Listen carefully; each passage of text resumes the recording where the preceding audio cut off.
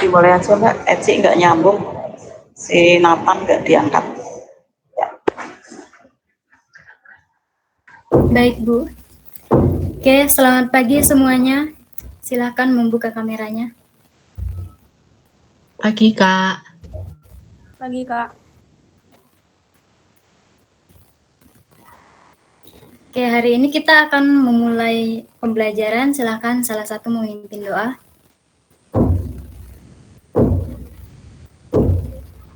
Saya aja Kak. Oke, silakan Natalia. Marilah kita semua bersatu dalam doa.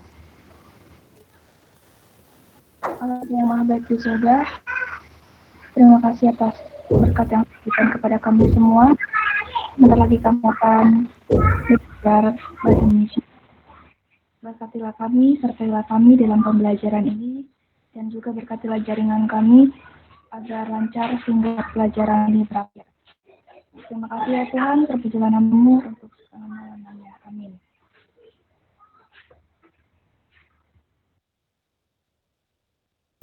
Terima kasih Natalia sudah memimpin doa.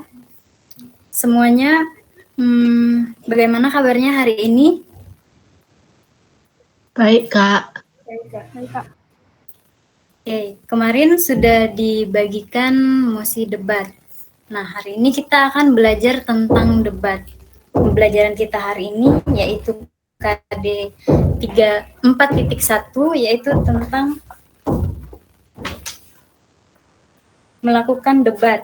Nah, tujuan pembelajaran kita hari ini adalah kalian diharapkan mampu melakukan debat dengan baik, seperti itu, dengan tema yang sudah ditentukan. Nah, kemarin sudah dibagikan mosi debat dan juga kelompok debat yang akan kita lakukan hari ini. Apakah semuanya sudah mencari informasi terkait mosi yang sudah dibagikan? Sudah Kak. Oke, kita akan langsung mulai saja. Karena waktu kita sangat singkat, kita langsung kepada kelompok pertama, yaitu Majori dan juga Yuliana. Apakah sudah siap? Belum.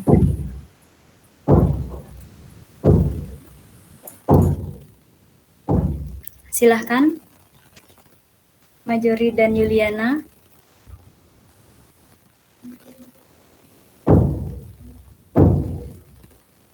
Mosinya apa? Mosinya tuh yang mana? Mosinya mosi pertama. Lalu moderatornya Via Gusta. Ini topiknya tentang apa sih Kak? Berarti Kenapa? yang belajar online dinilai lebih efektif daripada pembelajaran tatap muka? Ya. And then? Silahkan.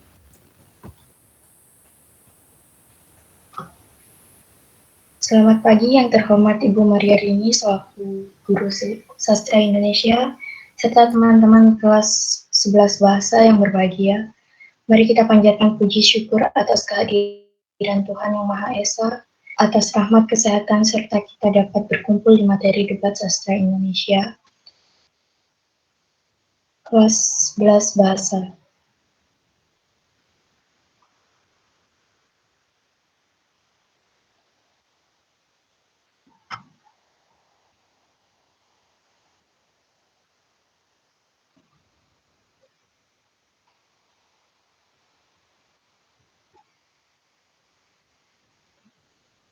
Saya Felusa Putri Torhertajati, selaku moderator akan mengatur jalannya debat hari ini. Peserta debat hari ini dibagi menjadi 2 kelompok, yaitu pro dan kontra. Semua peserta debat harus mematuhi peraturan yang telah ditetapkan dan disampaikan sebelumnya. Maka acara debat sastra Indonesia ini antara tim pro dan dari Majori Jating Surya dan tim kontra Yuliana Natalia Manulang dipersilakan untuk memulai.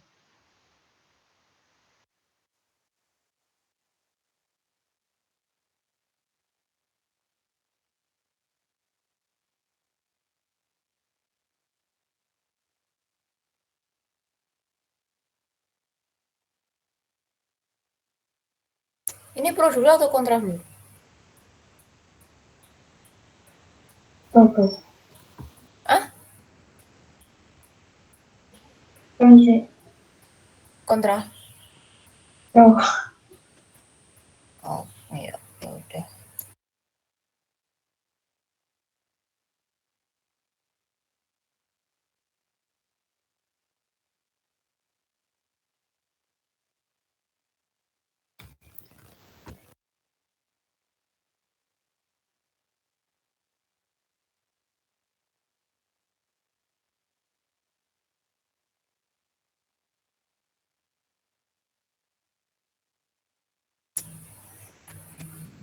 Oke.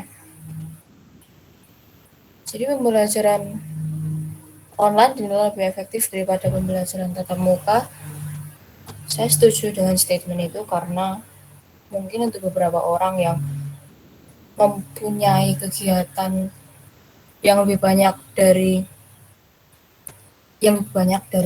di sekolah mungkin lebih efektif karena mereka bisa lebih banyak istirahat.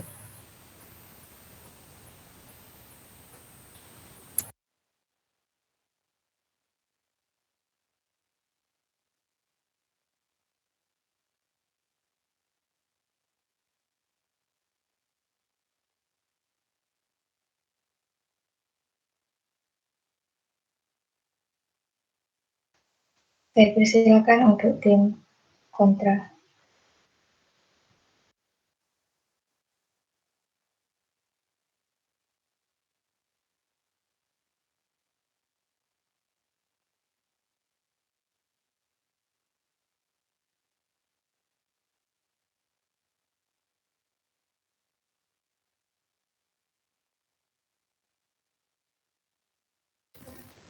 Oke, sepertinya Yuliana belum siap. Kita lanjut ke kelompok sesi yang kedua saja, yaitu Maurani Azania sebagai pro dan juga Sintike sebagai kontra.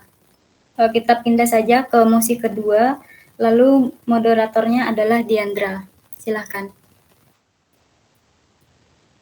Terima kasih, Via Gusta dan Majori. Kita akan lempar ke sesi berikutnya nanti.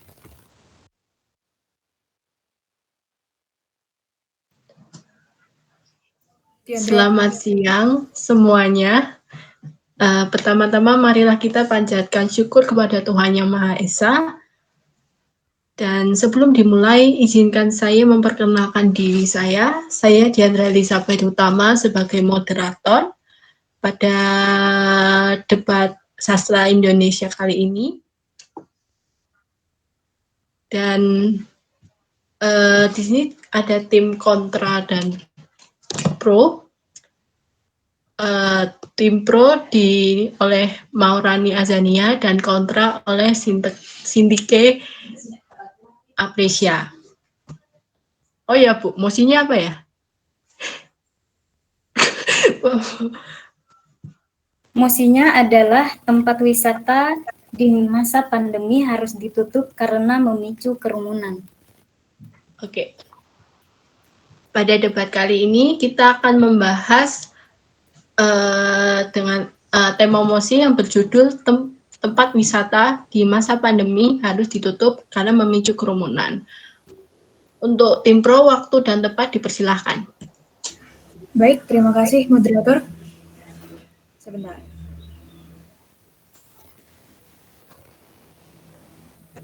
Menurut saya, pertama-tama, data total kasus corona kini mencapai angka 3,98 juta. Akhir-akhir ini pun rata-rata kasus corona membengkak hingga 1.000 orang perharinya. Peningkatan ini tidak akan pernah usai apabila masyarakat enggan mematuhi protokol kesehatan, terlebih lagi jika masyarakat melakukan kegiatan di luar rumah. Vaksinasi dosis pertama yang baru menyentuh angka 21,1% dari seluruh penduduk Indonesia bukanlah hal yang menjamin seorang ini keluar rumah. Maka, menurut saya, penutupan sementara tempat-tempat wisata ialah strategi yang setidak-tidaknya bisa dilakukan oleh pemerintah untuk mencegah perebakan virus corona.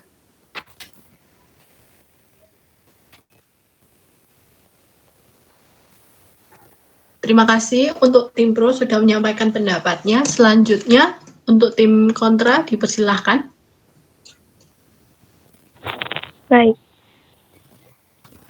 Saya tidak setuju dengan tempat wisata ditutup karena menyebabkan kerumunan. Karena kerumunan bisa dicegah dengan peraturan yang berlaku dan dijaga dengan ketat. Masyarakat yang berkunjung tempat wisata bisa dikendalikan untuk menerapkan protokol kesehatan. Dan selain itu ada strategi lain untuk mencegah kerumunan, yakni dengan penutupan akses jalan menuju ke tempat wisata ketika jumlah pengunjung dirasa akan melebihi batas kapasitas. Dengan begitu, kerumunan di tempat wisata bisa dicegah dan berkurang.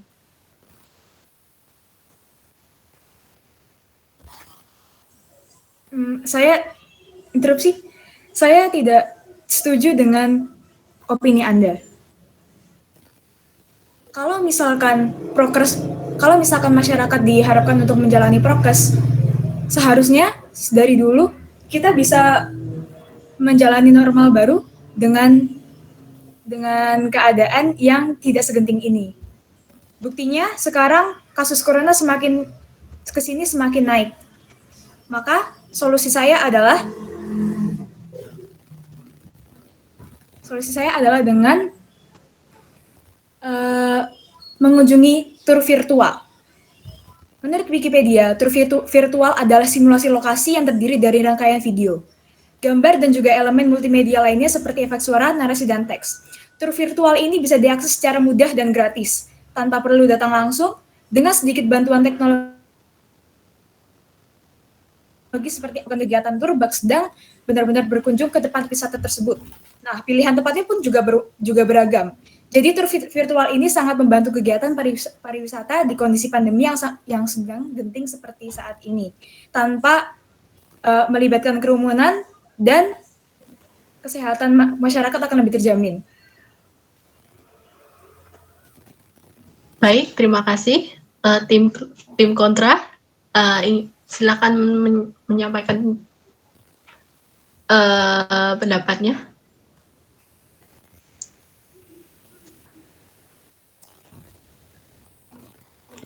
Kita bisa menerapkan protokol dan menyediakan tempat untuk jaga jarak. Menurut saya, hal itu kurang efektif. Nyatanya sampai sekarang, walaupun kita sudah mencoba untuk membuka beberapa tempat pariwisata, tetap saja angka corona tetap merebak. Sehingga PPKM terus saja dilaksanakan. Maka, seperti yang sudah saya bilang, tur virtual adalah salah satu terobosan untuk kita sebagai manusia yang hidup di zaman teknologi yang canggih. Seharusnya di zaman ini teknologi yang canggih ini bisa kita manfaatkan dan bisa menjadi sarana agar corona tidak merebak lebih parah.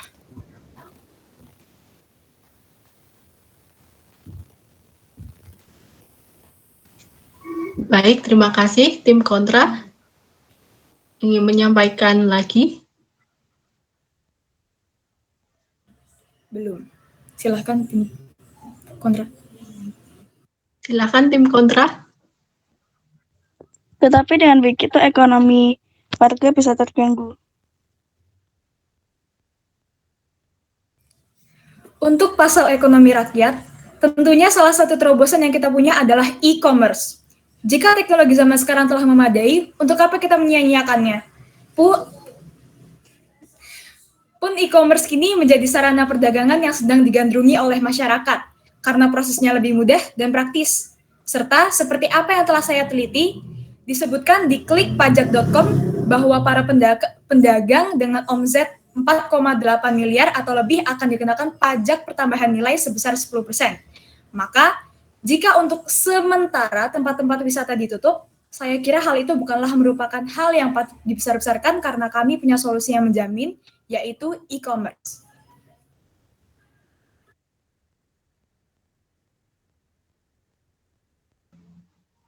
Baik, sepertinya sudah tersampaikan semuanya. Untuk tim pro, silahkan menyampaikan kesimpulannya. Waktu dan tempat dipersilahkan. Saya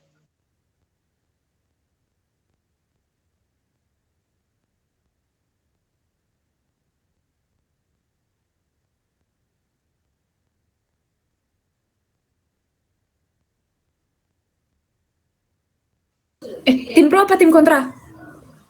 Pro. Kesimpulan. Maaf. Kesimpulan saya adalah virus corona ialah hal yang patut diberi atensi lebih agar kita bisa melindungi diri sendiri dan orang lain. Pemanfaatan teknologi yang berkembang pesat adalah salah satu bagian dari peradaban manusia pada masa kini yang sudah seharusnya bisa menjadi patokan untuk segala halangan. Ditutupnya tempat-tempat pariwisata adalah salah satu cara ampuh untuk menghindari penyebaran virus corona yang tak kunjung usai. Jika masyarakat ingin kembali hidup normal, maka untuk sementara, masyarakat setidaknya harus mampu mengurungkan niat berpergian keluar rumah demi kepentingan bersama. Ketika pandemi usai, maka tempat-tempat pariwisata bisa beroperasi lagi dengan normal dan pemasukan negara pun kembali berjalan stabil. Terima kasih. Baik, terima kasih. Selanjutnya, tim kontra silakan menyampaikan kesimpulannya. Waktu dan tempat dipersilahkan.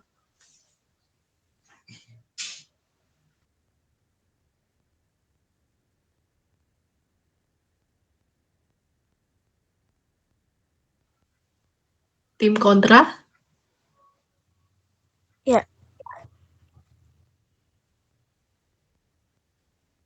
Silakan menyampaikan kesimpulannya. Tempat wisata bisa digunakan dengan sebaik-baiknya bila kita mematuhi protokol. Terima kasih.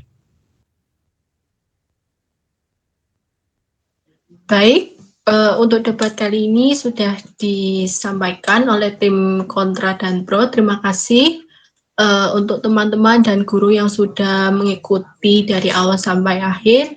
Dan selamat siang. Tuhan Yesus memberkati. Oke, terima kasih kelompok sesi 2.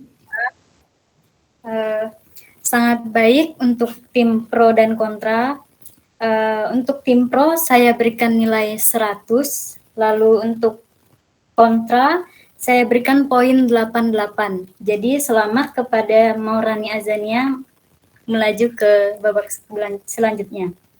Oke, kita lanjut ke sesi ketiga, yaitu Via Gusta sebagai tim pro, lalu Nathanael sebagai tim kontra, mosinya mosi ketiga, lalu dengan moderator Yuliana. Silahkan.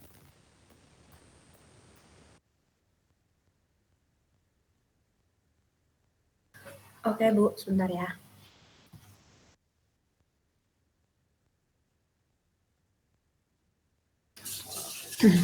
Selamat pagi, Bu Maria Rini yang saya hormati dan Bu Dian yang juga saya hormati dan teman-teman yang saya kasihi. Sorry Bu, tadi mosinya apa Bu? Kak?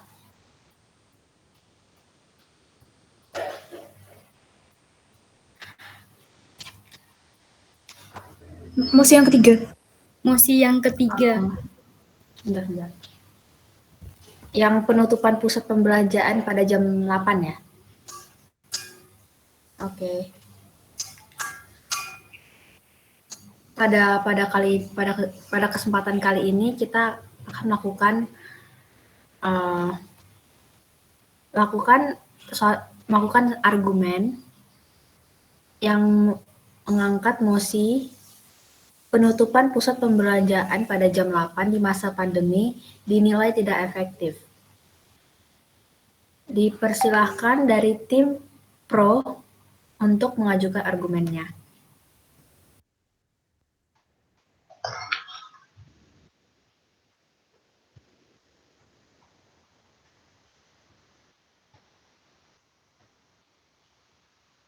Saya tidak setuju karena penutupan pusat pembelajaran pada jam 8 malam di masa pandemi dinilai tidak efektif. Karena salah satu cara pencegahan di masa pandemi supaya tidak berkerumun.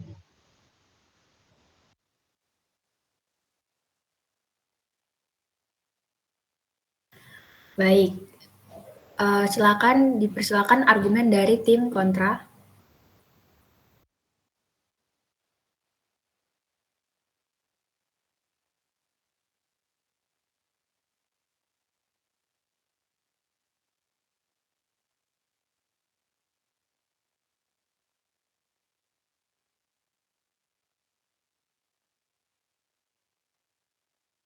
Saya sangat setuju tentang penutupan pusat pembelajaran pada jam 8 itu.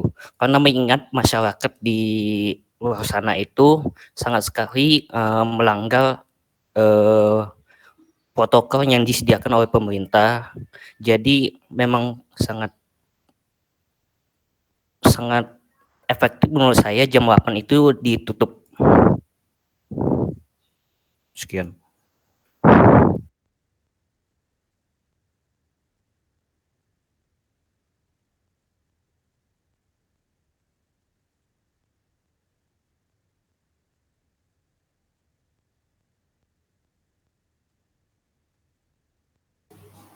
Baik, apakah ada tanggapan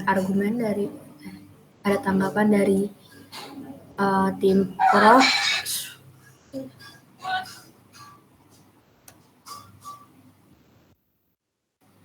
Apakah ada tanggapan dari tim Prof terkait argumen dari tim kontra?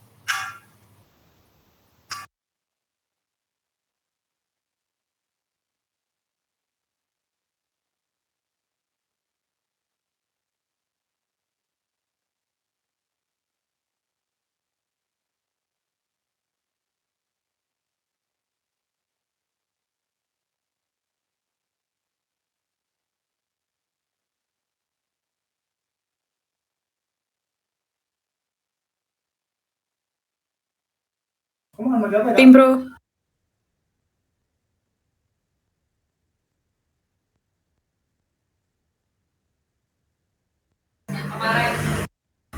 Yul, hemat waktu yuk. Silakan Via Gusta menyampaikan argumennya.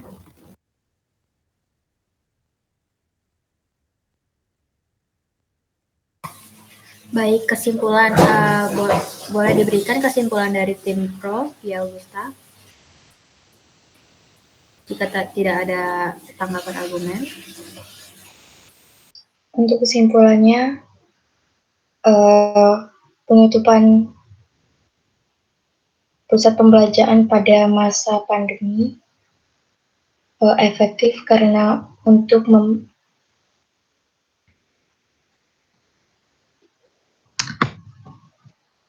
mengurangi yang terkena COVID.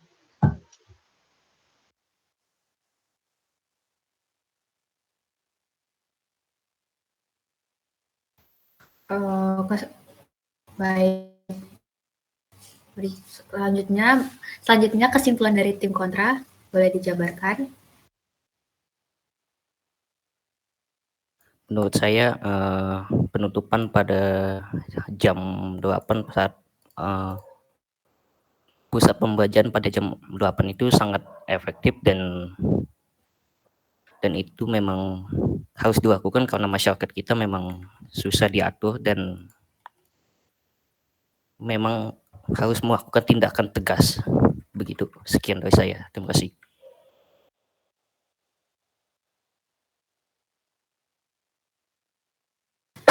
Oke, baik.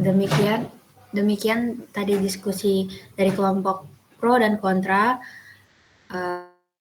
Saya sebagai moderator mohon maaf atas kesalahan saya. Mari kita kasih tepuk tangan kepada Via Gusta sebagai tim pro dan Nathanael sebagai tim kontra. Sekian dari saya. Terima kasih.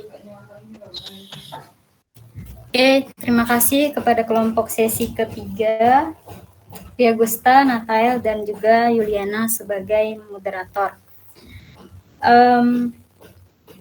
Pihak pro menyampaikan argumennya sudah baik, namun argumen yang disampaikan masih kurang, seperti itu. Jadi poin perolehan untuk pro Via Gusta yaitu 60. Lalu untuk Nathanael sebagai pihak kontra sudah baik dalam menyampaikan argumen, kesimpulan, dan juga penyampaiannya sudah jelas seperti itu. Dan poin perolehan untuk Nathanael yaitu 84. Jadi Nathanael berhak untuk melaju ke babak berikutnya. Oke, kita lanjut ke sesi keempat, yaitu Diandra sebagai pihak pro, lalu Natalia sebagai pihak kontra, lalu moderatornya adalah Maurani dengan mosi 4. Silahkan. Baik, selamat pagi Bapak, Ibu, dan teman-teman sekalian yang saya kasihi dan saya cintai. Puji syukur kepada Tuhan Yang Maha Esa atas rahmat berupa kesehatan, sehingga kita dapat berkumpul pada kegiatan debat kali ini. Topik yang akan saya angkat adalah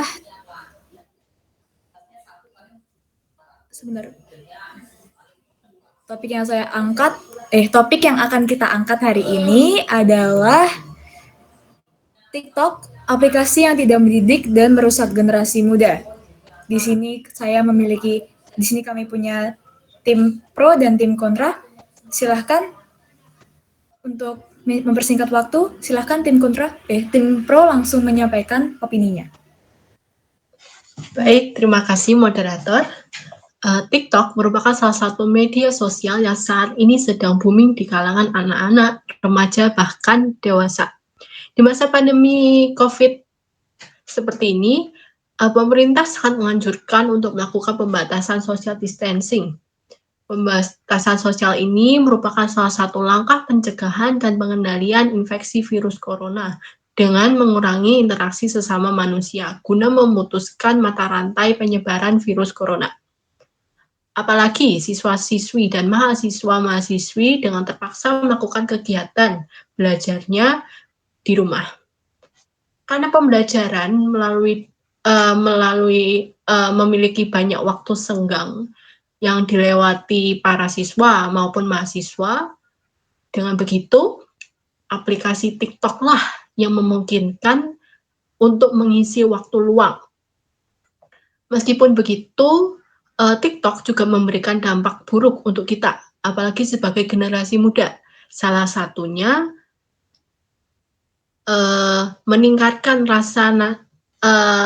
tidak meningkatkan rasa nasionalisme bagi remaja, karena banyak sekali unggahan dalam TikTok yang merusak moral untuk kalangan anak-anak, dikarenakan aplikasi TikTok tidak menyeleksi terlebih dahulu video-video mana yang pantas untuk diunggah. Yang kedua, hilangnya rasa malu. Semakin kesini, TikTok semakin membuat para penggemarnya semakin tenggelam dengan keasyikan untuk bergoyang. Contohnya, seorang anak bergoyang secara bergerombol di tengah lapangan sekolah yang telah mengenakan pakaian seragam sekolah. Dan hal ini menyebabkan hilangnya rasa malu yang seharusnya dipakai untuk menempuh dunia pendidikan bagi kalangan remaja. Dan yang paling penting, pendidikan karakter, yang menyebabkan seakan tak berfungsi lagi untuk bermoral, beretika, dan berakhlak mulia. Terima kasih. Baik, terima kasih tim pro. Kini kita beralih kepada tim kontra. Silahkan tim kontra menyampaikan opininya. Waktu dan tempat dipersilahkan.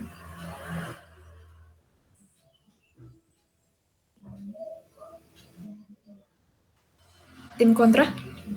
Ya, baik. Terima kasih, moderator. Menurut fakta, karena sekarang ini TikTok sangat banyak digemari oleh kalangan anak, remaja, generasi Z, milenial, bahkan 10 juta pengguna aktif di Indonesia menggunakan akun TikTok sebagai media mereka dalam pembelajaran dan juga dalam rekreasi mereka yang berada di rumah saja. Di dunia pun terdapat 732 juta pengguna aktif di seluruh dunia. Tentu saja penggunaan TikTok ini sebagai pangsa pasar yang bagus untuk memasarkan produk UKM dan juga IKM. TikTok ini juga memiliki fakta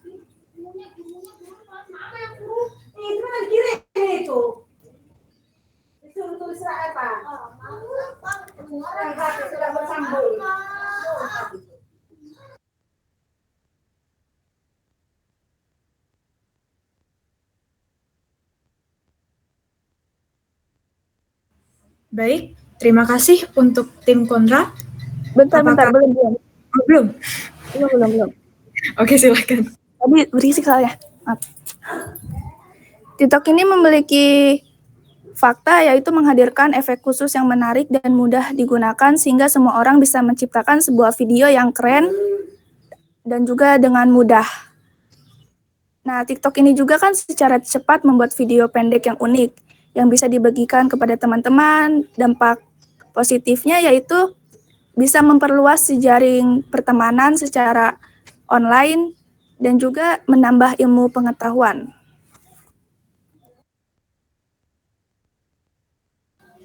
Baik, apakah ada opini yang perlu disampaikan, tim Pro?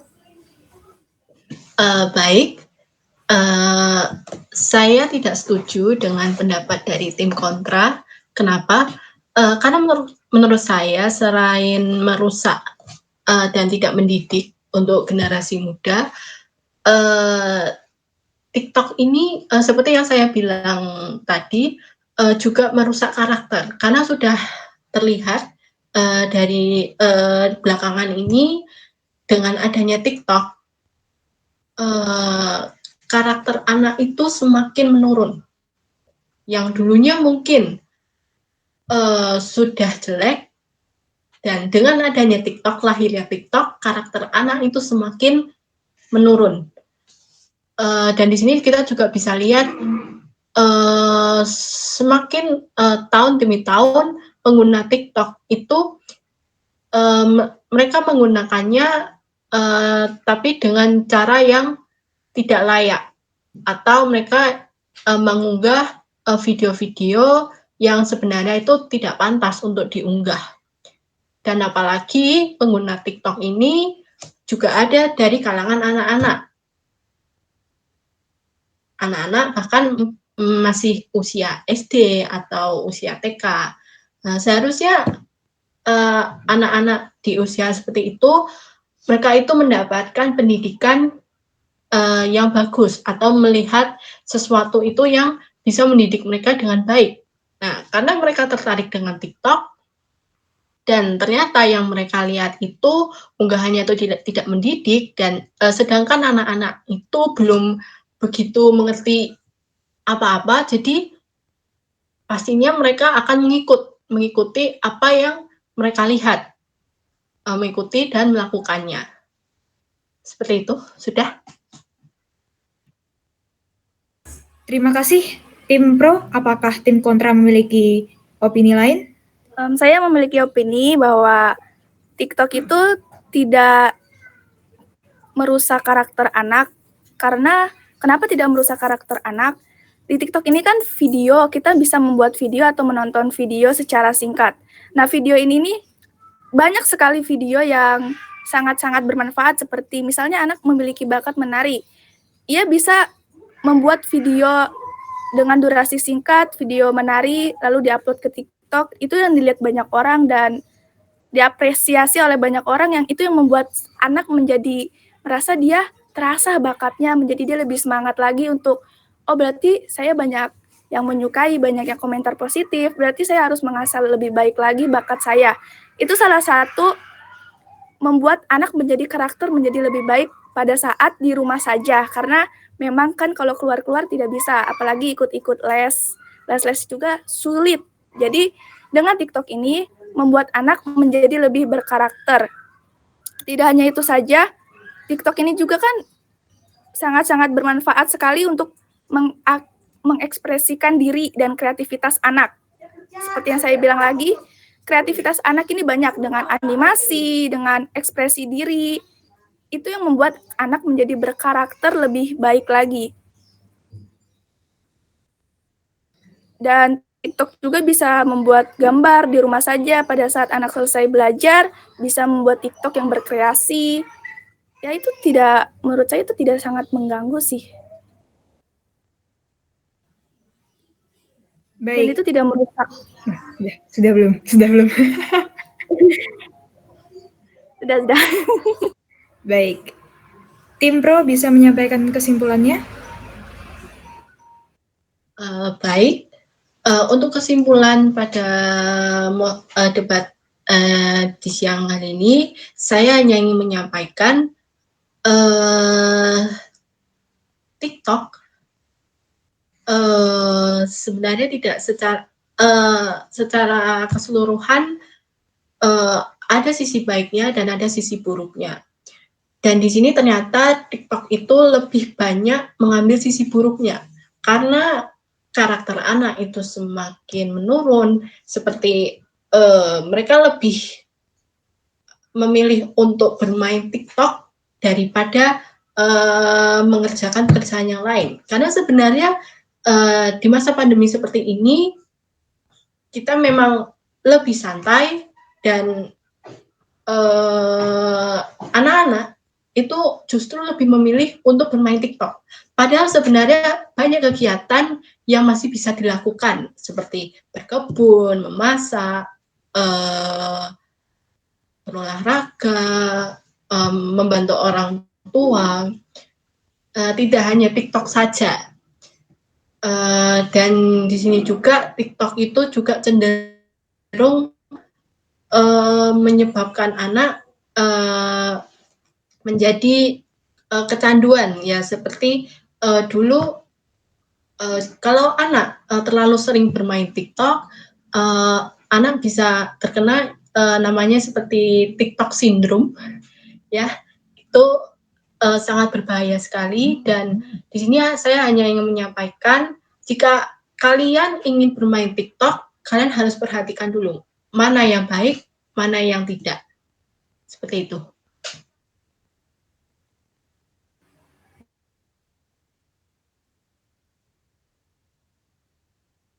Bagus sekali. Bagi saya, TikTok ini aplikasi yang mendidik dan tidak merusak generasi muda, karena banyak sekali manfaat dari aplikasi TikTok ini.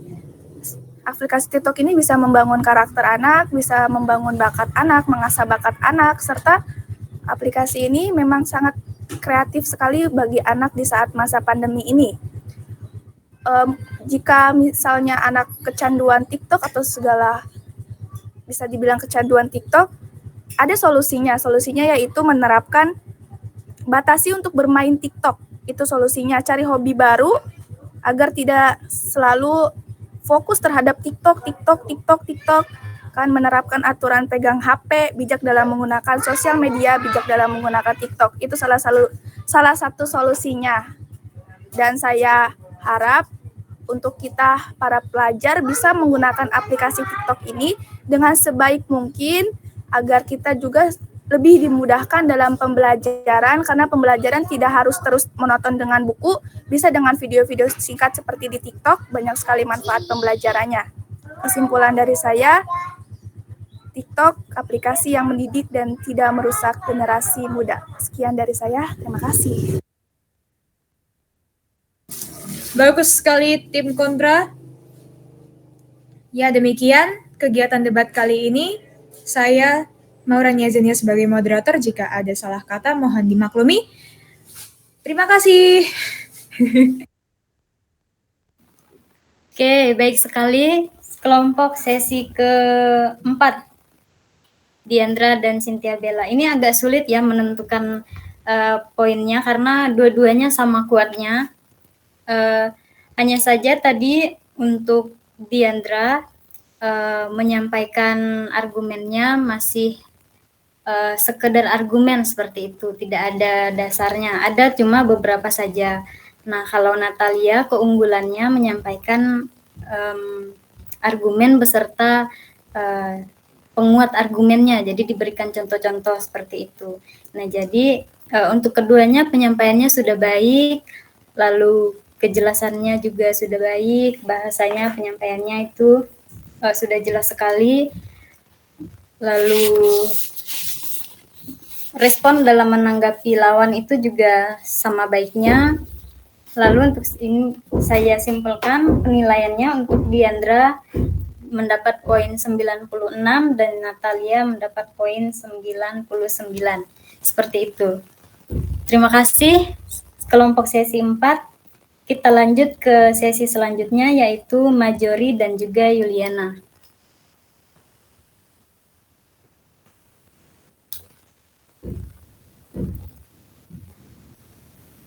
Iya, Kak.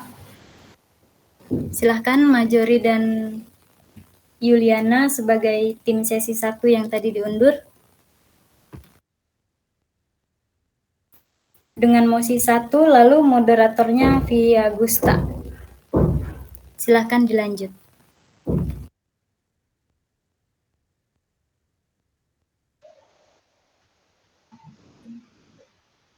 Selamat pagi yang terhormat Ibu Maria Rini selaku Guru Sastra Indonesia serta teman-teman kelas 11 bahasa yang berbahagia. Mari kita panjatkan puji dan syukur kita atas kehadiran Tuhan Yang Maha Esa, atas rahmat, kesehatan sehingga kita dapat berkumpul di materi debat sastra Indonesia kelas 11 bahasa.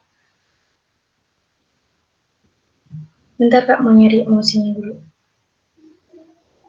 Topik yang akan kita bicarakan mengenai belajar online dinilai lebih efektif daripada pembelajaran tatap muka. Saya persilakan untuk tim pro dan tim kontra untuk menyampaikan pendapatnya. Terlebih dahulu untuk tim pro. Silakan. Baik, terima kasih moderator. Jadi, belajar online dinilai lebih efektif daripada pembelajaran tatap muka. Menurut saya setuju dengan mosi kali ini karena pembelajaran online lebih fleksibel dan kita lebih bebas untuk mengatur waktu kita untuk belajar. Dan juga kita bisa melakukan aktivitas-aktivitas lain selain di sekolah, misalnya hobi untuk berolahraga atau melakukan aktivitas-aktivitas yang lainnya. Terima kasih. Terima kasih tim pro telah menyampaikan pendapatnya. Untuk tim kontra, saya persilakan untuk menyampaikan pendapatnya. Baik, terima kasih. Saya tidak setuju dengan pendapat dari tim pro karena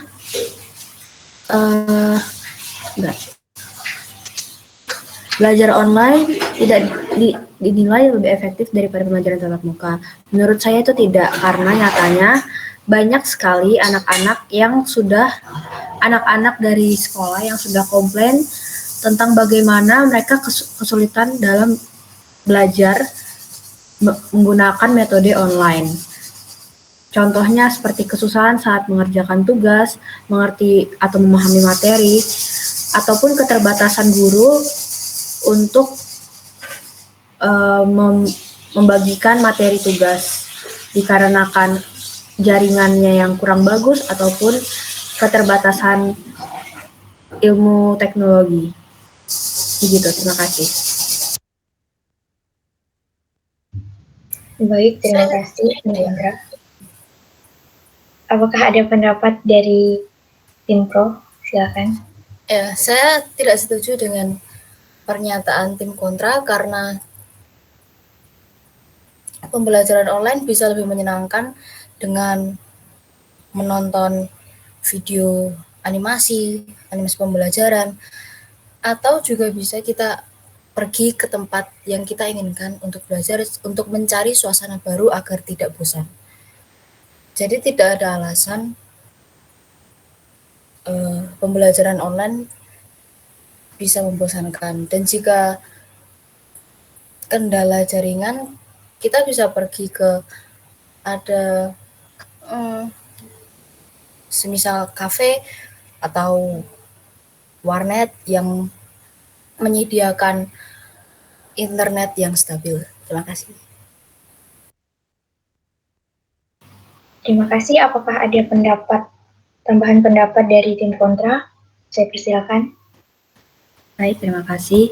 Menurut saya jika pendapat tim pro mengatakan kita akan bisa datang ke kafe internet atau semacamnya tempat yang bisa membagikan internet secara gratis, menurut saya itu kurang efektif karena pertama, mengapa metode pelajaran online ini terjadi?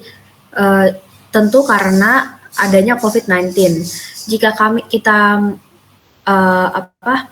kita datang ke kafe internet atau tempat-tempat semacamnya yang akan membagikan internet secara gratis, itu akan membagikan contoh kepada masyarakat yang tidak baik, juga bisa meningkatkan tingginya naiknya angka COVID-19 di Indonesia ini.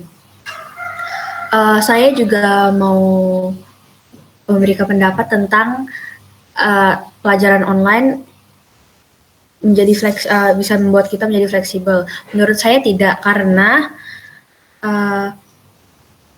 banyaknya tugas yang menurut guru diberikan seperti ini, Guru terkadang memberikan tugas sedikit lebih banyak daripada sebelum offline dikarenakan mengejarnya materi yang akan dipelajari berikut selanjutnya.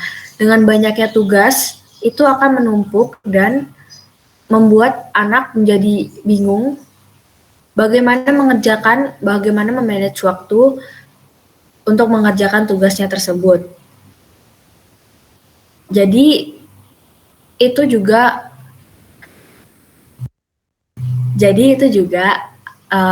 berpengaruh kepada sifat anak, mental anak, dan cara pola pikir anak. Terima kasih. Baik, terima kasih. Apakah ada tambahan lagi dari tim Pro? Menurut saya, jika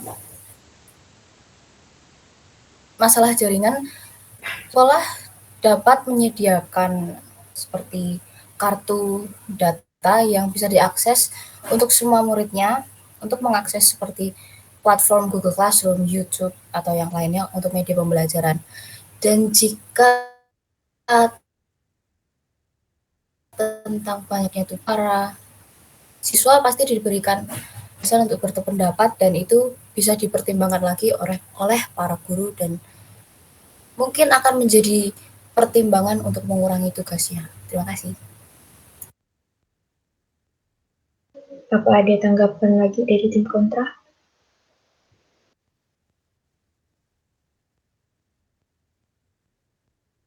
Oh, ini nggak langsung ke kesimpulan. Ya, wes. Untuk kesimpulannya bisa disampaikan dari tim Pro dulu. Baik, kesimpulannya saya tidak setuju dengan metode belajar online lebih efektif daripada tatap muka. Karena seperti yang tadi saya bilang, banyak sekali kekurangan dan keterhambatan saat melakukan metode pelajaran online. Saya harap ke depannya kita segera bisa melakukan belajar metode dengan tatap muka langsung secara offline. Sekian dari saya, terima kasih. Terima kasih. Untuk kesimpulannya, Pro.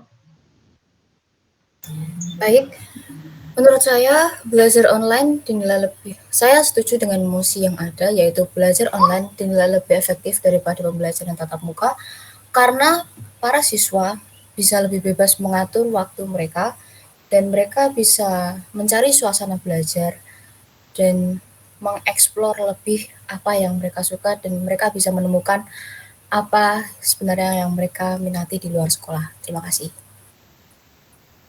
Terima kasih tim Pro dan Kontra. Penyampaian tanggapan telah selesai. Terima kasih untuk waktunya. Baik, terima kasih kepada Yuliana, Majori, dan juga Via Gusta.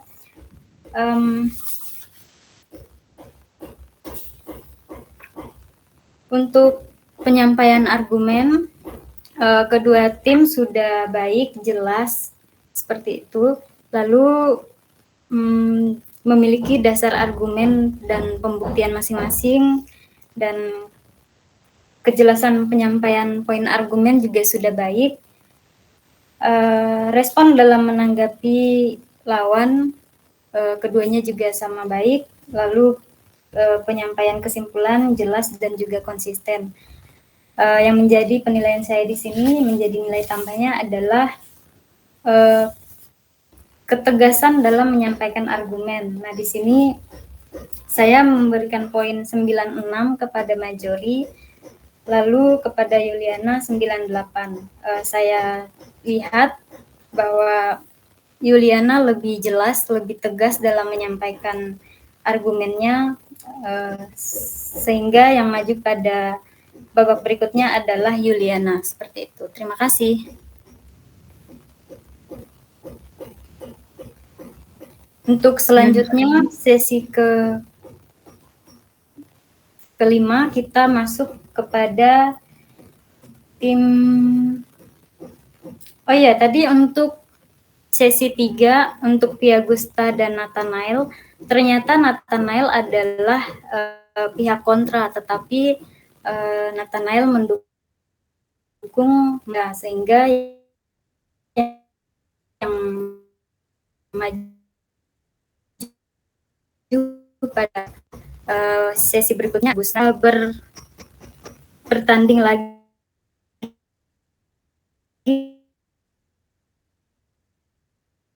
dengan Alia. Untuk kesempatan selanjutnya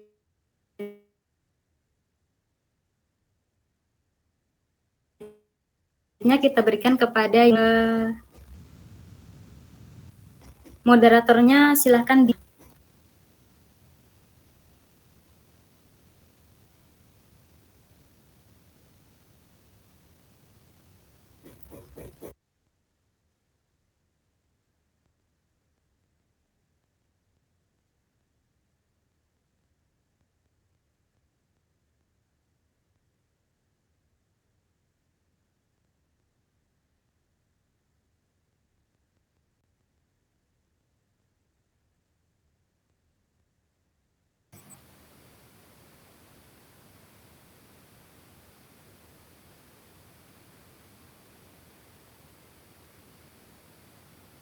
Kak mencari informasi. Kakak tadi saya tim apa? Kontra ya? Oh iya.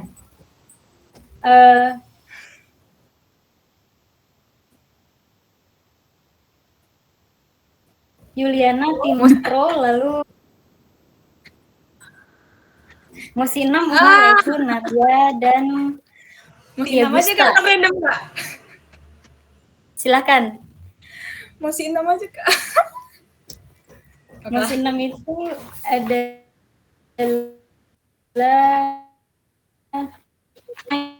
aja Kak. Usahakan dalam waktu singkat.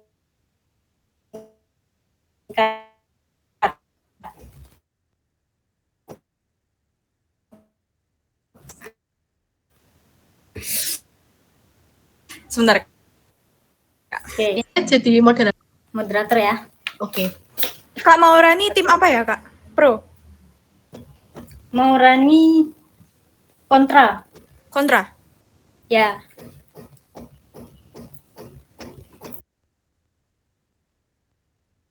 Sudah siap, guys? Aku baru buka. Oke. Belum Din, sabar Din. Napas dulu.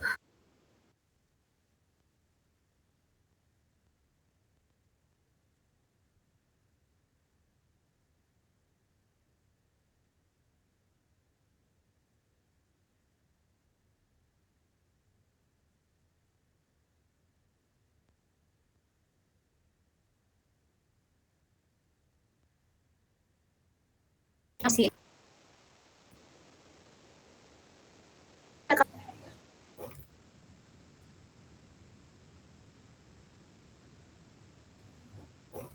Tim jago.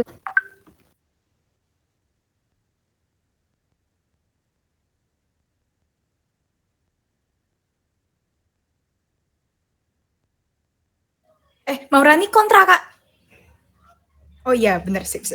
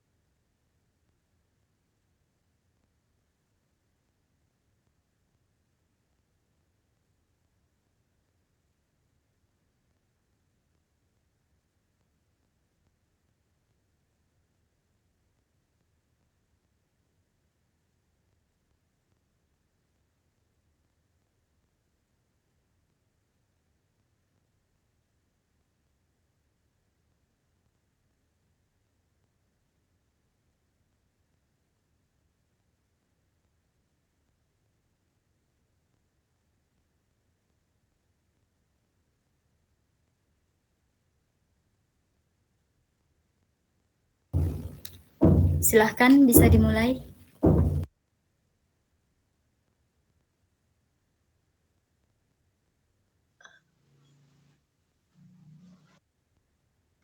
Mora, Yuli, sudah siap?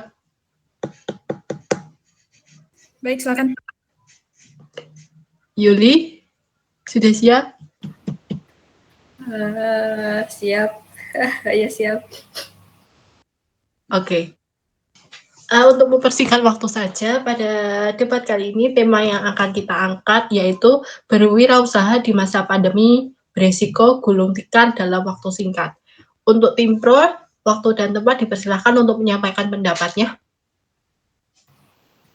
Baik, terima kasih. Untuk mosi kali ini saya setuju. Kenapa? Karena membuka berwirausaha di masa pandemi beresiko gulung tikar dalam waktu singkat. Seperti misalnya membuka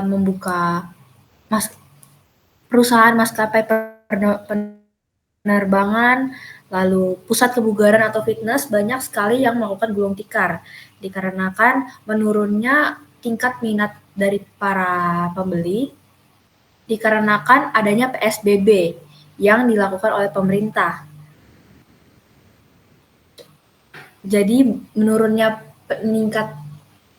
peningkatan peminat itu akan menyebabkan gulung tikar secara dengan waktu yang singkat. Begitu. Terima kasih. Baik, terima kasih untuk tim pro. Selanjutnya untuk tim kontra, waktu dan tempat dipersilahkan untuk menyampaikan pendapat. Jika konteksnya adalah usaha mikro, untuk masa kini, masa peradaban teknologi sudah sangat pesat. Apalagi aplikasi seperti Shopee, Tokopedia, dan aplikasi e-commerce lainnya sudah menjadi beberapa perusahaan besar di Asia. Dilansir dari merdeka.com, pendapatan e-commerce di Indonesia pada tahun 2020 naik menjadi 54%, merupakan angka yang cukup tinggi, terlebih lagi jika di masa pandemi yang dimana masyarakat tidak bisa berkeliaran untuk berbelanja. Maka, untuk mencegah usaha bangkrut, perusahaan tersebut bisa bergabung dengan perdagangan e-commerce mengingat untungnya akan tinggi.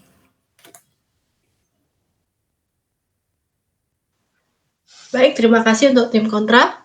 Tim pro ingin menyampaikan argumennya. Tunggu. Tetapi ekonomi dikarenakan PSBB atau semacamnya, ekonomi masyarakat semakin menurun.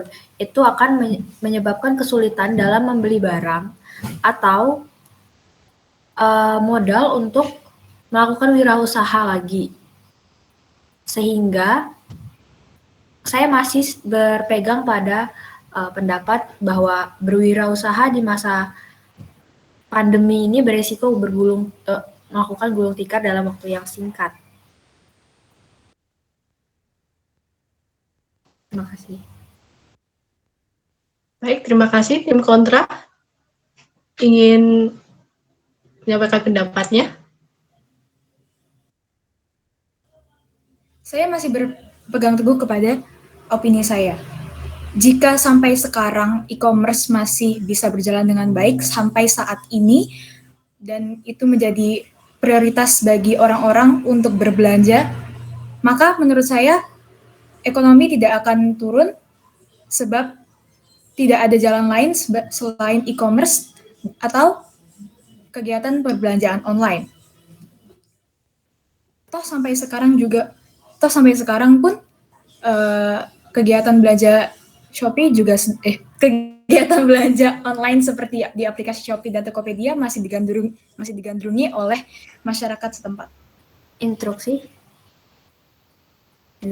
moderator. Ya, terima kasih. Tetapi jika banyak sekali masyarakat yang melakukan pembelanjaan melalui e-commerce, lama-lama mereka akan menjadi masyarakat yang konsumtif, seperti misalnya membeli barang yang seharusnya tidak dibeli, yang mungkin kurang penting. Itu akan membuat masyarakat menjadi bersifat konsumtif. Ya, Terima kasih.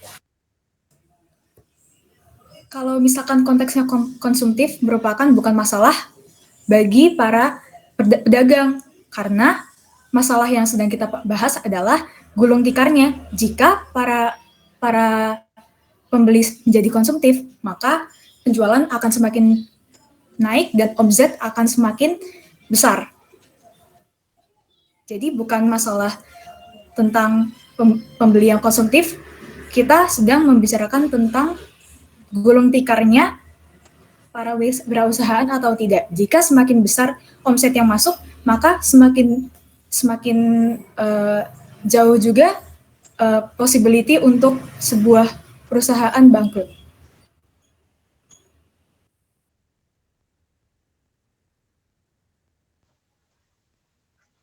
Baik, tim pro dipersilahkan untuk menyampaikan kesimpulannya.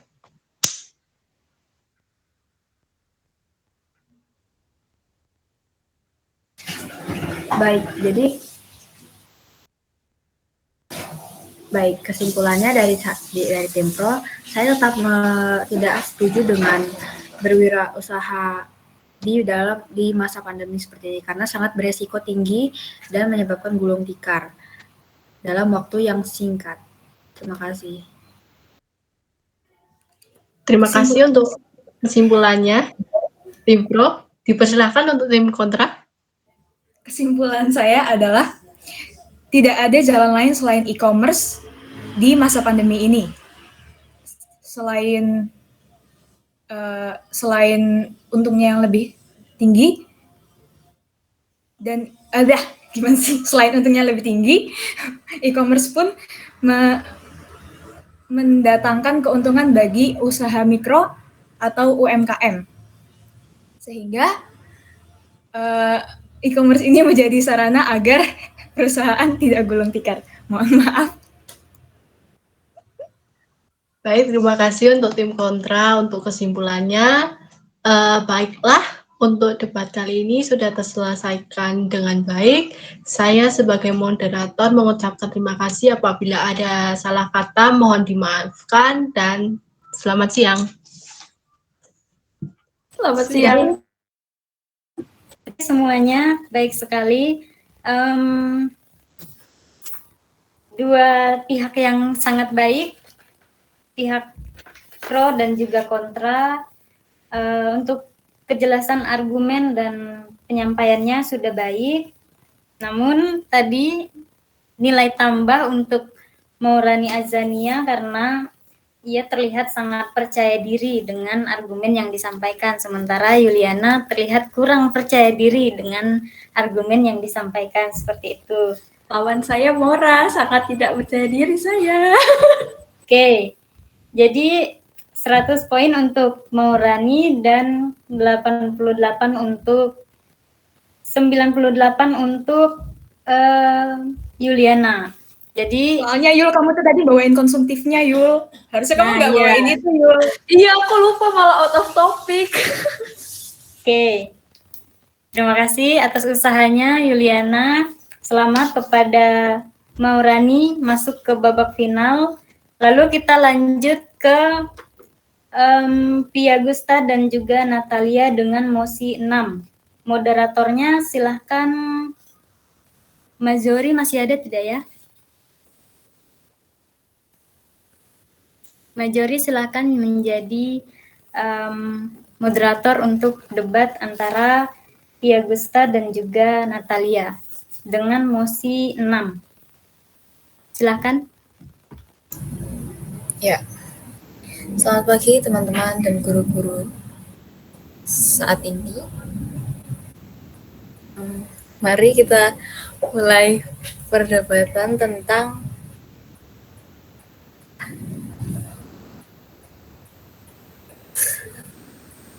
bentar, Mbak, cari emosinya dulu.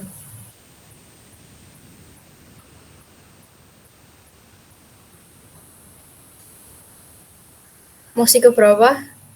6 ya? Mosi ke-6.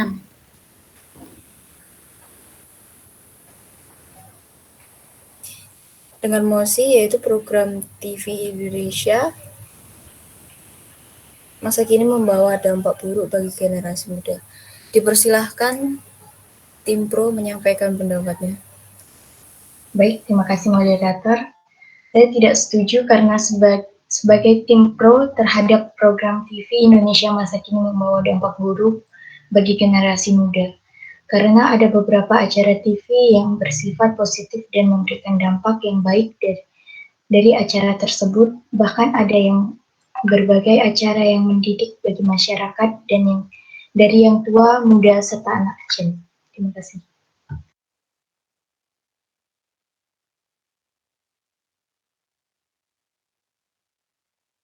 Dipersilahkan tim kontra.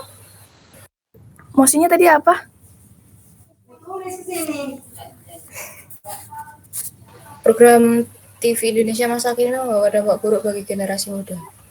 Oh ya, saya sebagai pendukung kontra, menurut saya program TV Indonesia masa kini membawa dampak baik bagi generasi muda.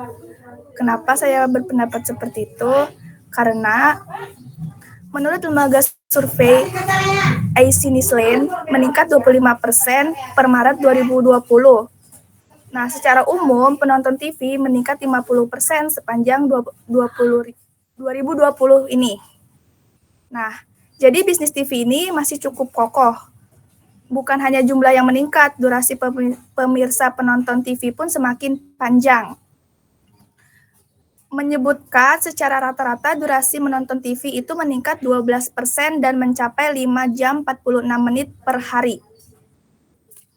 Program TV Indonesia ini bersifat positif karena memiliki acara-acara yang menurut saya, yang saya tonton acara TV ini banyak yang bermanfaat, yaitu acara TV cara memasak, cara jejak petualang, seperti itu bermanfaat sekali bagi kita saat berada di rumah saja. Baik, terima kasih tim kontra. Apa ada pendapat dari tim pro? Ya, contohnya acara di TV One dan channel lainnya yang menyiarkan berita-berita atau memberikan informasi apa yang terjadi pada saat ini. Itu.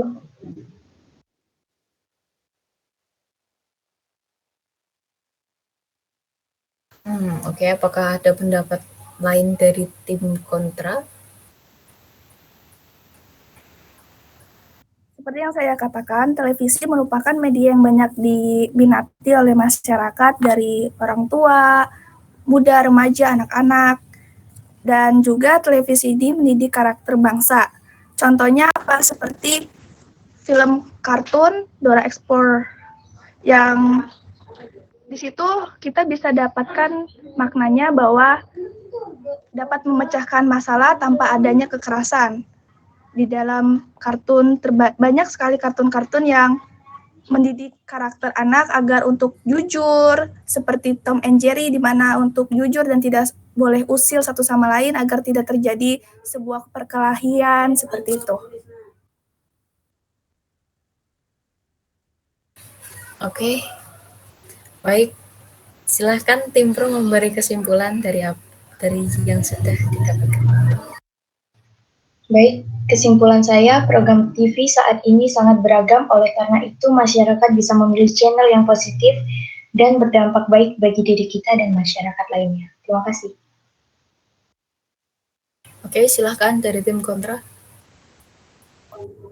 Kesimpulan saya yaitu ketika anak memiliki kecanduan dalam menonton TV, bisa kita atasi dengan cara orang tua membimbing anaknya, mengajarkan anaknya media literasi dimulai pada usia dini, lalu memilih acara TV yang baik untuk ditonton oleh anak-anak, seperti memilih acara TV yang tidak memiliki acara kekerasan, atau memilih film kartun yang baik, atau media-media film yang bagus untuk perkembangan otak anak. Kesimpulan saya adalah acara TV, program TV Indonesia masa kini itu tidak selalu berdampak buruk bagi generasi muda karena banyak sekali manfaatnya. Kita tidak bisa melihat dari sisi negatif saja, melainkan sisi positif dalam program TV Indonesia itu sangatlah banyak, dari acara masak-masak, acara film kartun, acara jejak petualangan, bocah petualangan. Di program TV banyak sekali manfaat untuk didikan anak. Jadi tidak hanya negatifnya yang kita ambil harus sisi positifnya, karena terdapat solusi dari cara kita menyikapi agar sisi negatif ini bisa sedikit terbuang dengan cara memilih acara TV yang baik. Sekian dari saya, terima kasih. Baik, terima kasih atas pendapatnya tim pro dan tim kontra. Sekian perdebatan kali ini. Terima kasih, Tuhan memberkati. Oke, terima kasih Majori, terima kasih Natalia dan juga Via Gusta. Baik sekali debat sesi kali ini ya antara Via Gusta dan juga Natalia. Untuk poin 98 untuk Natalia dan 96 untuk Via Gusta. Nah, tadi Via Gusta kurang sekali dalam menyampaikan argumennya, lalu dasar argumentasinya juga kurang. Tapi Natalia menyampaikan argumentasi berdasarkan pembuktian juga, lalu ada contoh-contohnya, baik sekali. Nah, jadi yang masuk pada final untuk melawan Maurani adalah Natalia. Kita masuk ke sesi terakhir, yaitu Natalia melawan Maurani dengan mosi ke-7, yaitu bahasa alay dan bahasa gaul merusak bahasa Indonesia. Moderatornya silakan salah satu yang bersedia saja. Saya pro atau kontra, Kak? Maurani sebagai tim kontra, lalu Natalia sebagai tim pro.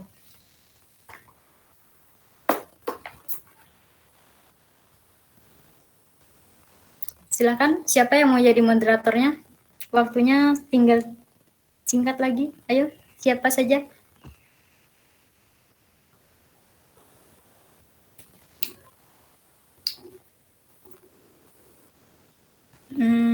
Kita tunjuk saja. Siapa yang belum jadi moderator ya? Natalia saja tidak apakah? Natalia bersedia? Saya. Ya, Natalia ya, jadi moderatornya. Silahkan Maurani dan Natalia berdebat ya, apa jadi moderator? Oke, siapa ya? Nathanael sepertinya sudah bergabung ya tadi. Ya, Nathanael saja yang jadi moderatornya. Silahkan Maurani dan juga Cynthia. Nathanael, silakan menjadi moderator dengan mosi ke-7. Terima kasih, silahkan.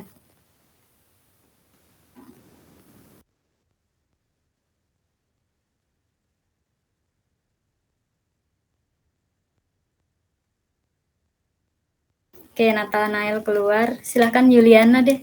Yuliana, bersedia menjadi moderator?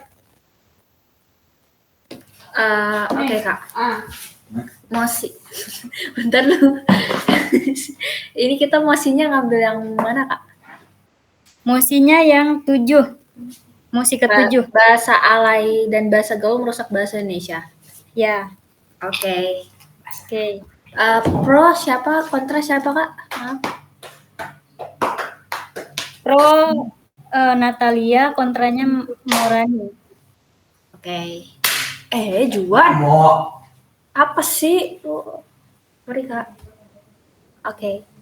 Selamat siang, Bu Maria dan Kak Diana yang kami... Weh, nggak nyari informasi dulu, weh. Oh iya, cari informasi dulu ya. Sorry. Silahkan. Kita beri waktu 2 menit. Ini agak mundur sedikit ya, waktunya tidak apa.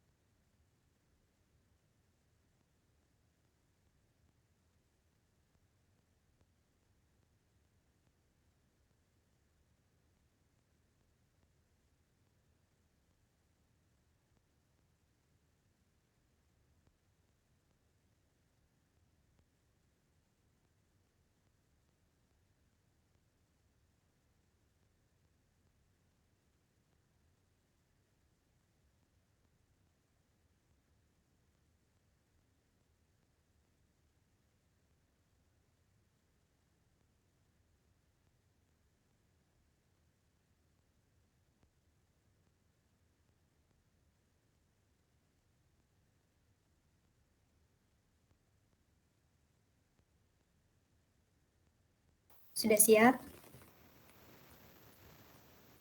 Dikit lagi, Kak, dikit lagi. Oke.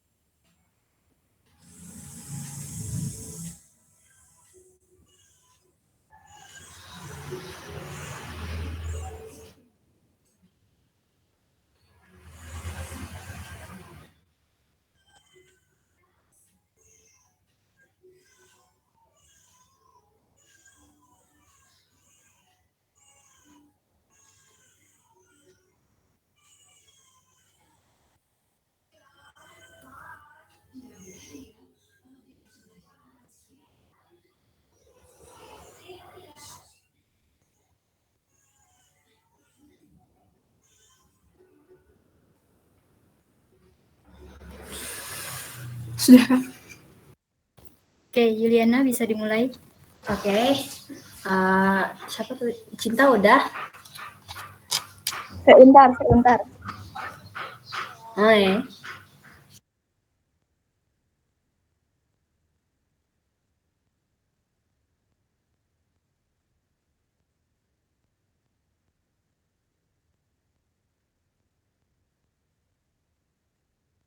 Dah bisa. Oke. Oke, kita mulai. Selamat siang. Selamat siang semua kepada Bu Maria Rini dan Kak Dian yang saya hormati, serta teman-teman yang saya kasihi. Saya selaku moderator Yuliana akan memimpin dan mengatur jalannya debat hari ini. Selanjutnya saya persilakan setiap tim menyampaikan masing-masing argumen tentang topik emosi yang kita angkat, yaitu bahasa alay dan bahasa gaul merusak bahasa Indonesia. Dipersilakan dari tim pro duluan.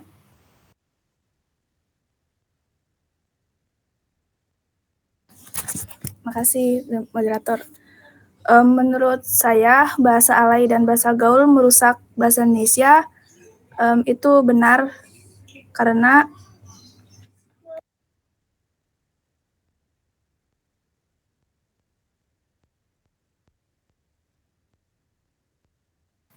Gimana sih? Karena bahasa Indonesia sebagai bahasa nasi fungsi sebagai alat komunikasi, tentu saja mempunyai peran dalam penyampaian informasi. Bahasa Indonesia ini diganti dengan bahasa gaul dan zaman sekarang, yang mudah aja ngap. Ngap itu kan kita bingung ya, ngap itu artinya apa gitu kan. Ternyata ngap itu artinya adalah abang atau mas, kakak gitu kan. Jadi lebih baik kita menggunakan bahasa Indonesia yang baik dan benar agar tidak membingungkan dan menyulitkan para pengguna bahasa Indonesia, baik di kalangan remaja, di kalangan orang dewasa seperti orang tua, dan juga di kalangan anak-anak.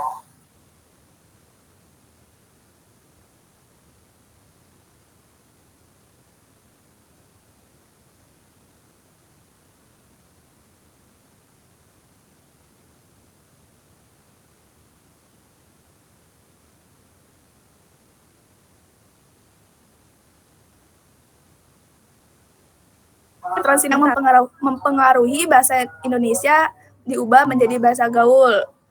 Ya, contohnya bahasa-bahasanya adalah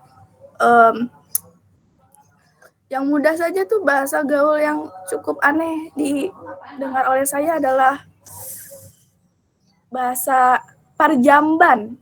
Itu kan saya bingung ya, perjamuan itu apa? Ternyata singkatan yang kurang enak didengar anak-anak yang masih belajar. Jadi ya menurut saya sangat merusak bahasa Indonesia.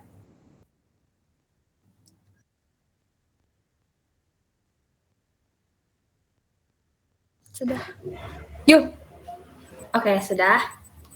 Baik, tanggapan dari selanjutnya argumen dari tim kontra. Dipersilahkan. Baik, saya tidak setuju dengan pendapat tersebut. Menurut saya, bahasa gaul bukan merupakan hal yang salah. Dalam perkembangan zaman, bahasa gaul menjadi sarana bagi pelajar untuk mempelajari vokabulari yang baru dan unik. Jika konfliknya adalah merusak bahasa Indonesia, menurut saya selama kata-kata tersebut belum tercantum di KBBI dan tata cara bahasanya belum tercantum di PUEBI, kita masih memiliki pedoman untuk berbahasa Indonesia yang baik dan benar.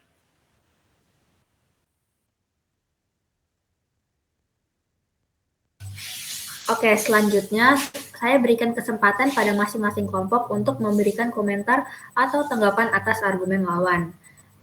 Saya persilakan kepada pembicara tim pro untuk memberikan tanggapan komentarnya. Untuk menghindari pemakaian bahasa gaul dan ala yang sangat luas di masyarakat, seharusnya kita menanamkan cinta dalam diri kita, generasi bangsa Indonesia ini terhadap bahasa Indonesia sebagai bahasa nasional. Seiring dengan munculnya bahasa gaul dan alay di dalam masyarakat, terdapat banyak sekali dampak dan juga pengaruhnya. Salah satunya adalah terpinggirkannya bahasa gaul, yaitu menurunnya derajat bahasa Indonesia. Menurunnya derajat bahasa Indonesia ini karena bahasa gaul ini begitu mudah masuk untuk berkomunikasi dan hanya orang tertentu yang mengerti bahasa gaul ini, tidak semua orang mengerti. Nah, lalu selanjutnya adalah menyukai pemakaian bahasa Indonesia. Penggunaan bahasa gaul dan alay ini dapat mempersulit penggunaan bahasa Indonesia dengan baik dan benar. Padahal kan di sekolah atau di tempat masyarakat umum kita diharuskan untuk selalu menggunakan bahasa Indonesia yang baik dan benar. Nah, lalu dampak selanjutnya adalah mengganggu pemahaman bahasa bagi orang lain. Bahasa gaul ini dapat mengganggu siapapun yang membaca dan mendengar kata-kata yang masuk di dalamnya karena tidak semua orang mengerti. Seperti yang saya katakan tadi, tidak mengerti maksudnya. Terlebih dalam bentuk tulisan sangat memusingkan dan memerlukan waktu yang lebih banyak untuk memahaminya. Di era globalisasi ini, menjadikan bahasa gaul ini menyebabkan punahnya bahasa Indonesia. Penggunaan bahasa gaul yang semakin marak di kalangan remaja merupakan sinyal ancaman yang sangat serius terhadap bahasa Indonesia dan pertanda semakin buruknya kemampuan berbahasa generasi muda zaman sekarang. Sehingga tidak dapat dipungkiri, suatu saat bahasa Indonesia bisa hilang karena tergeser oleh bahasa gaul di masa yang akan datang, karena sudah maraknya sekali bahasa gaul di zaman sekarang. Sekian dari saya, terima kasih. Ya, terima kasih atas tanggapan dan komentarnya. Selanjutnya saya persilakan tanggapan dan komentar dari tim kontra. Dipersilakan. Sepertinya tim pro tidak mencermati apa yang saya sampaikan tadi. Saya berkata bahwa bahasa gaul menjadi sarana bagi pelajar untuk mempelajari vokabulari yang baru dan unik. Nah, jika kita menyangkut pautkan dengan rasa cinta bahasa Indonesia, nah, sebagai pelajar dan kalangan remaja yang menjadi pendominasi bahasa gaul, setiap tanggal 28 Oktober kita mengucapkan Sumpah Pemuda, yang dimana salah satu poinnya ialah menjunjung tinggi bahasa Indonesia. Maka, seorang pemuda boleh menggunakan bahasa gaul, namun mereka harus tetap bertanggung jawab agar sumpah mereka untuk tetap berbahasa Indonesia dengan baik dan benar. Untuk baik dan benar itu harus selalu ada di lubuk hati mereka. Tidak ada yang salah untuk menjadi ekspresif dan kreatif. Toh kita juga memiliki lebih dari 700 bahasa, dan itu tidak mengganggu keberadaan bahasa Indonesia. Walaupun berbeda, tapi kita tetap tidak bisa menghilangkan dasar bahasa Indonesia kita itu sendiri.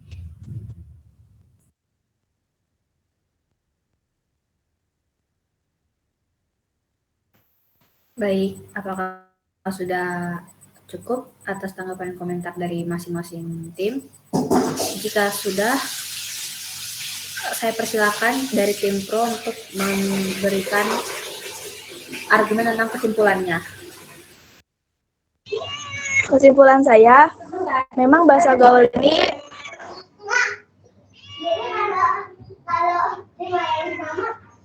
merusak bahasa Indonesia. Merusak karena menurunkan rasa cinta tanah air dan juga banyak kalangan kita yang kesulitan untuk menggunakan bahasa Indonesia yang baik dan benar. Tidak ada salah dalam pemakaian bahasa gaul dan alay, tidak ada salahnya. Namun jika kita selalu sering menggunakan bahasa gaul dan alay, hal ini bisa mengakibatkan merusak bahasa Indonesia. Dan itu mengakibatkan juga rasa cinta tanah air kita yang semakin lama akan semakin berkurang. Jadi solusi saya dalam mosi kali ini adalah penggunaan bahasa alay dan bahasa gaul di Indonesia itu boleh digunakan, tapi harus dengan yang benar. Harus masuk dalam KBBI, karena banyak sekali bahasa gaul dan bahasa alay zaman sekarang yang masuk ke dalam KBBI, tapi tidak semuanya.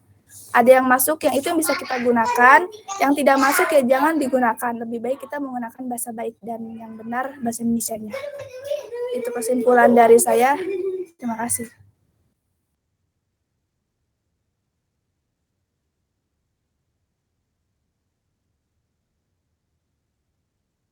Kesimpulan dari tim kontra.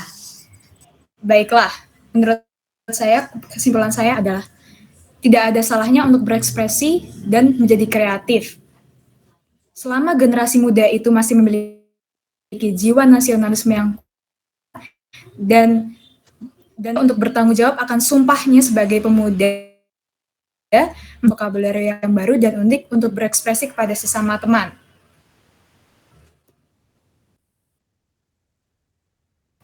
Ya. Ya, sekian berakhirnya kegiatan debat. Sekian saya dari sebagai moderator. Terima kasih.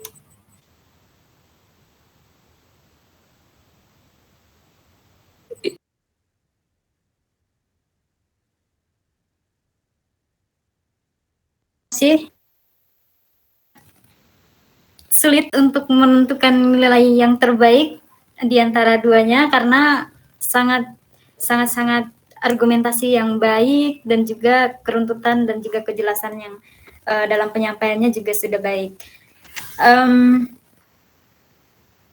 Oke, di sini kita akan menentukan pemenang sesi ini. Siapakah di antara Maurani dan juga Natalia? Oke, pemenangnya adalah jatuh kepada Natalia. Oke, ya, jadi menjadi poin tambahan untuk Natalia adalah Natalia menyampaikan beberapa argumentasi dan juga pembuktiannya seperti itu. Sementara Maurani hanya menyampaikan satu atau dua saja tadi, sementara Natalia banyak seperti itu. Itu yang menjadi poin tambahannya. Oke, semuanya berakhir sudah sesi debat kita pada hari ini. Selamat kepada Natalia. Nanti juara 1 dan 2-nya akan mendapat sesuatu, ya nanti akan saya titipkan kepada Bu Maria. Oke, terima kasih semuanya untuk hari ini. Pembelajaran hari ini sangat luar biasa, dan hari ini juga menjadi perpisahan kita karena ini pertemuan terakhir. Terima kasih karena kalian sudah menjadi anak-anak baik selama mengikuti pembelajaran, aktif juga. Saya mohon maaf sedalam-dalamnya atas kesalahan, pasti ada dan banyak, setiap kali pertemuan pasti ada salahnya. Saya mohon maaf, terima kasih banyak kepada kalian semua. Sekian.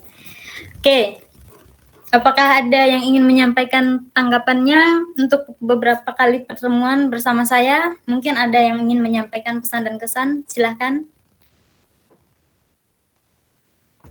So far so good Kak, belum ada.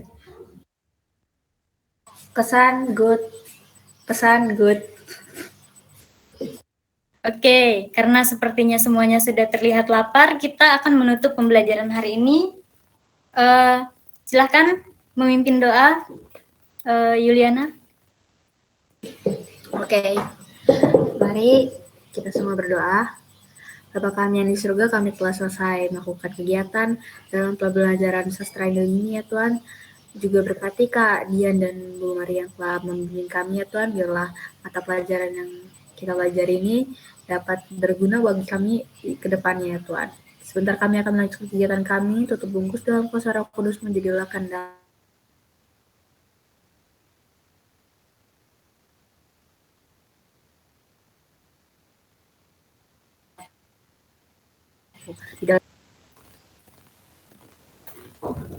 Silahkan Majori, Natalia, Via Gusta, Nathanael membuka kameranya.